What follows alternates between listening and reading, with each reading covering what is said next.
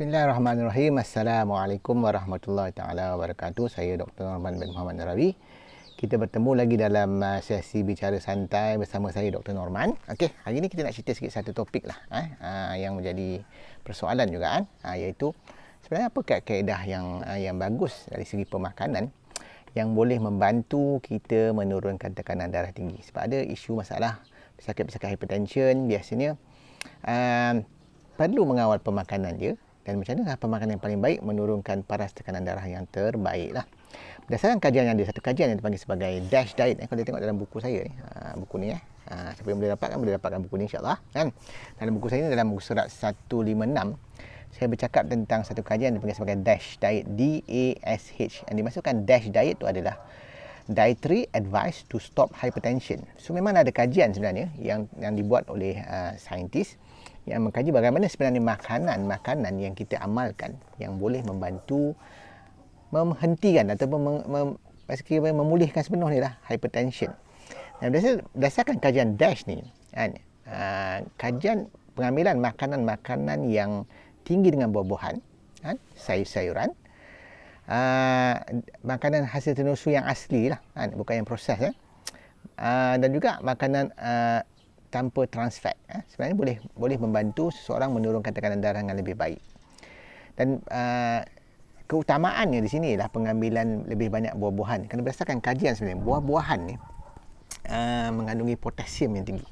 Sebab tu ada saintis berpendapat bahawa punca masalah tekanan darah tinggi adalah kerana berlaku ketidakseimbangan antara sodium dan potasium dalam badan. Dan yang ini masalah ialah selalu kita mengalami kekurangan potasium berbanding dengan sodium. Sebab sodium ni ada banyak dalam makanan kita, sebab garam kita gunakan banyak, dan juga makanan-makanan proses sangat tinggi dengan sodium. Tapi yang sebenarnya yang jadi masalah ialah kita mengalami kekurangan potasium. Dan fakta ini jelas bila kita tengok daripada statistik yang telah dibentangkan oleh Menteri Kesihatan pada 2020 kan, pada 31 Mei 2020, bukan setahun yang lepas kan, telah menyatakan bahawa sebenarnya masyarakat Malaysia yang dewasa di Malaysia kan, 95% tak makan sayur dengan buah. Itu yang sebenarnya masalah. Jadi bila tak makan cukup sayur dengan buah, kadar potasium kita rendah. Bila berlaku ketidakseimbangan potasium antara dalam buah-buahan sayuran yang ada di gambar ni kan, maka itu menyebabkan akhirnya tekanan darah kita naik. Sebab tu bila dibetulkan keseimbangan antara sodium dan potasium ni didapati sebenarnya tekanan darah akan lebih turun dengan lebih mudah. Dan jika kita boleh kawal pemakanan tekanan darah kita dengan pengambilan makanan yang betul, kita boleh mengurangkan sebenarnya dos-dos ubat dan juga jumlah ubat.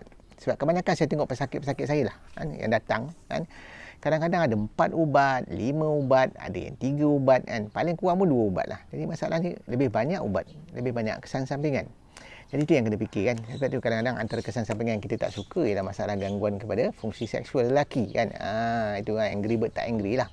Jadi itu antara masalah. Sebab tu kita kena pertimbangkan juga perkara ni.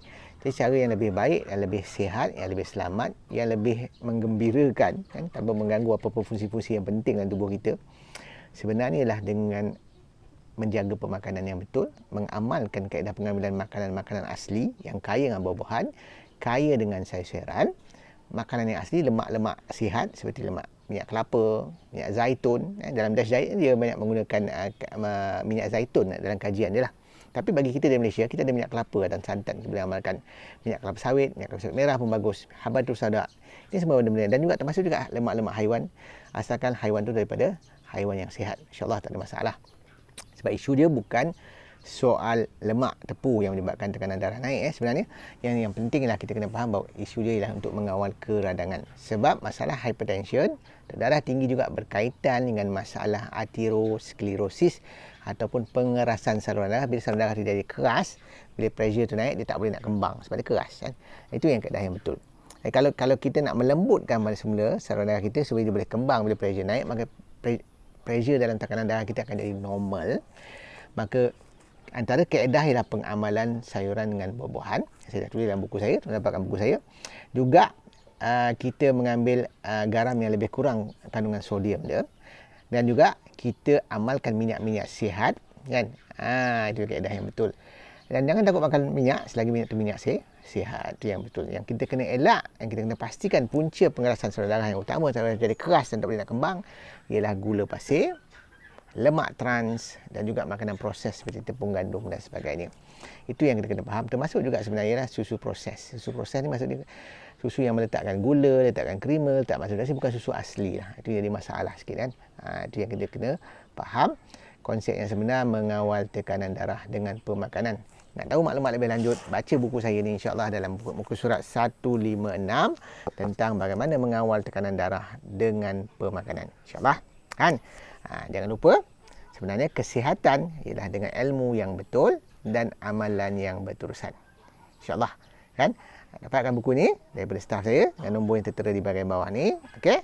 InsyaAllah kita sama-sama sihat dengan ilmu yang betul. Saya sudahi. Wabillahi taufiq wal hidayah. Assalamualaikum warahmatullahi taala wabarakatuh. Terima kasih.